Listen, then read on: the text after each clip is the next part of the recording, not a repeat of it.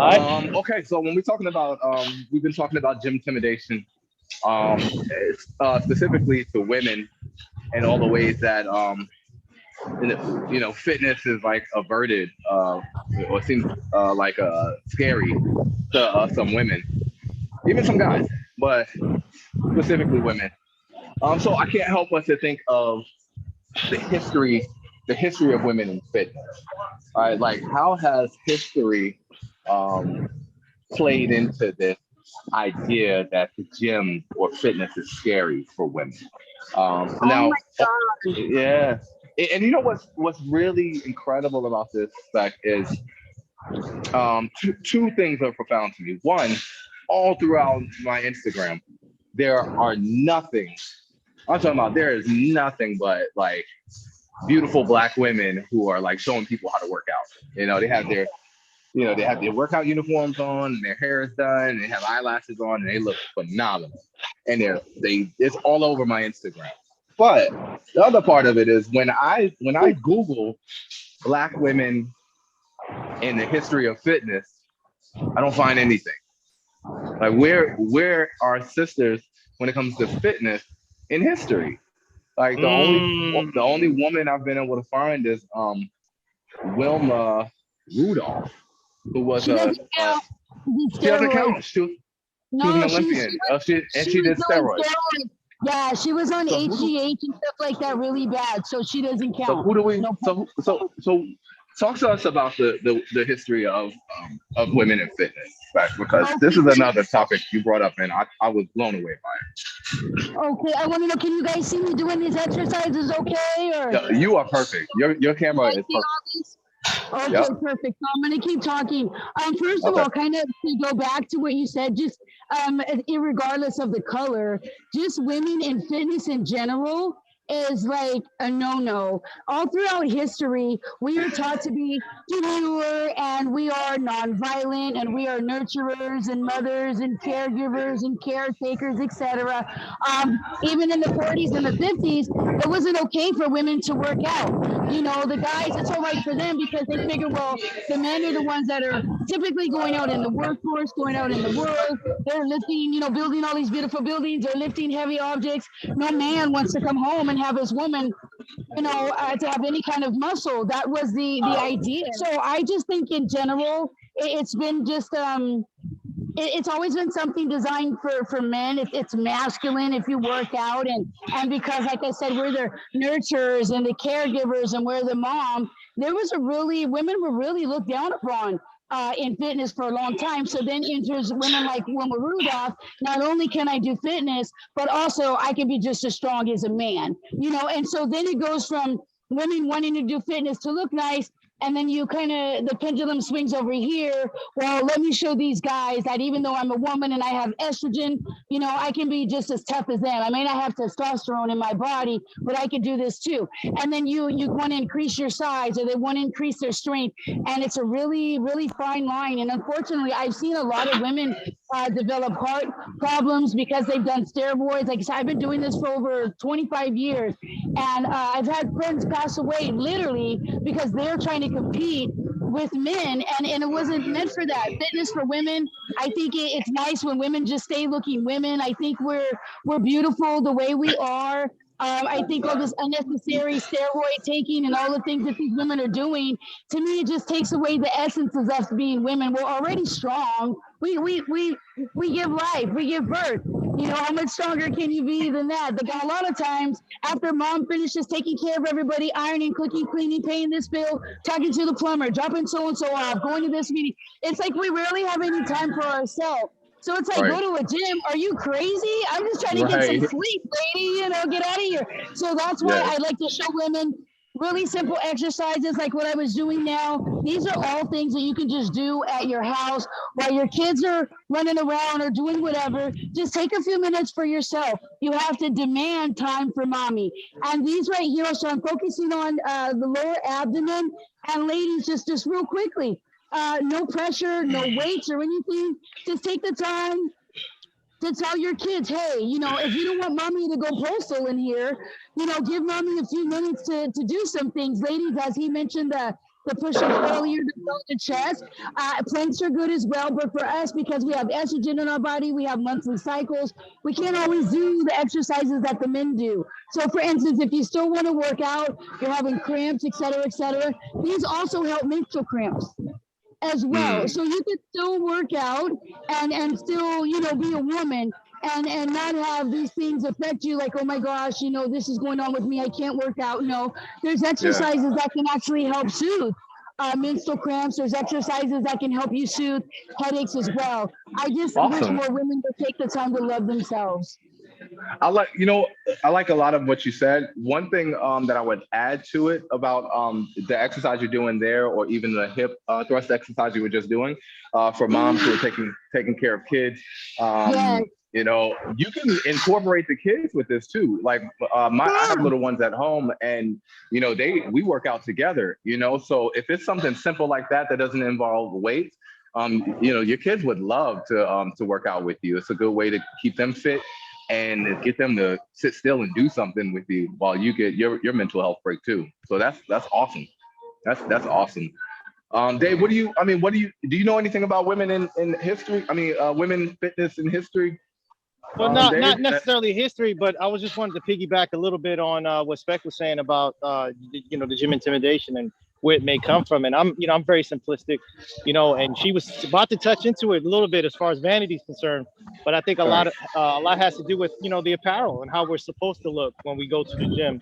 And I guess that unwritten rule of the certain things that we're supposed to, how we're supposed to look, or what we're supposed to wear when we go to the gym. And I think that's part of the intimidation. I mean, think about it like this, man. Most people are probably more inclined to work out if they had a gym equipment in their home and wear whatever the hell they wanted to get their body right. You know what I'm saying? And not worry about how they look while they're doing it. So so like I think that plays a big part into getting folks into the gym. It's just that it's because like when you buy something new, that's kind of one of those I guess those enticing factors to kind of get you in the gym, right? Like I know I used to buy a pair of sneakers and just to kind of get back into the gym, right before I when I took a furlough, to get back into the gym, I would buy something new to kind of motivate me, So I think that's part of it too. I think that them not feeling attractive or not feeling a certain way at a certain time kind of plays into the the intimidation factor, bro. It definitely does. It definitely does. My wife has this shirt. When we first bought our house, it was this pair of shorts and this T-shirt that were actually mine, and she wore them for when we were painting. My wife literally wears that shirt, that paint splattered shirt, to the gym. And I say to her, I'm here all the time. I say to her, babe, you can wear something cuter than that. She's like, nah. She's like, why do I need to look cute to go to the gym? First of all, she's like, I'm getting in there to sweat and get out. And she's like, second of all, I don't want none of them dudes trying to holler at me. Got you. That's a strong mind. Although they still try to holler at her. I saw a dude trying to holler at her yesterday. Shout out to the dude. Shout out to the dude. Shout out to the dude who thought he could pull my wife. Shout out to the dude. I feel you with that, Dave. I feel you with that. That's definitely intimidating as well. One thing though, I'm happy that now, like when I encourage our workout buddies at home, go ahead and Google women, the history of women in fitness. Right, Google that, and what you will find is that it's going to tell you like the top 75 and then the top 22 or the top 7 women fit in fitness now. It's going to show you who's hot now.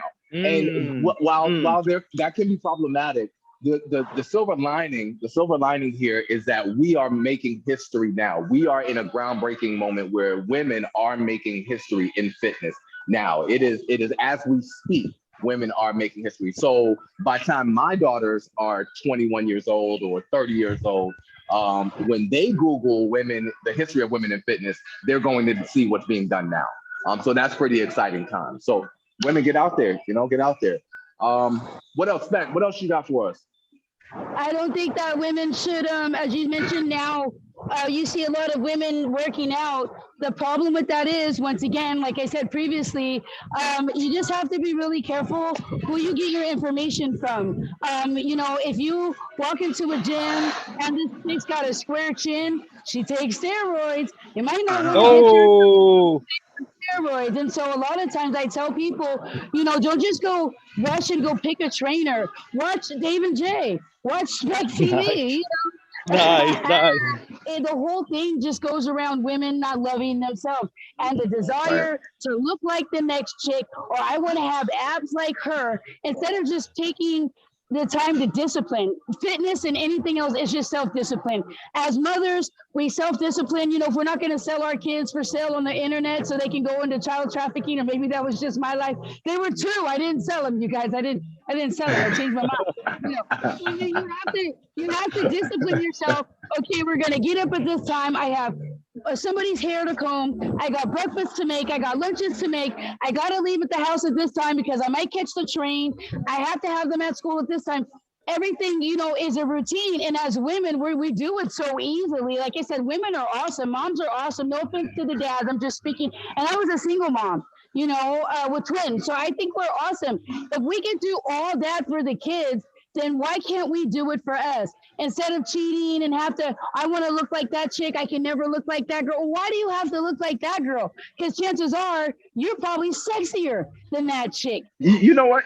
I'm so glad you said that. All right. Kevin Samuels. Everybody's familiar. Y'all are familiar. Yeah. Okay. So, Dave, you know Kevin Samuels? Unfortunately. Yeah. All right. Okay. So what I allowed myself to do was go back and watch about 3 minutes of one of his videos. And in this video, he asked, it's what he's infamous for. He asked this Black woman how she would rate herself. She said she would rate herself an 8. He said, no, you're not. No, you're not. So one, he asked the woman how she would rate herself. Then he told her that she wasn't an 8. He said that Beyonce is an 8 and Kelly Rowland is a 9. Now, when we talk, the whole time I'm listening to this brother,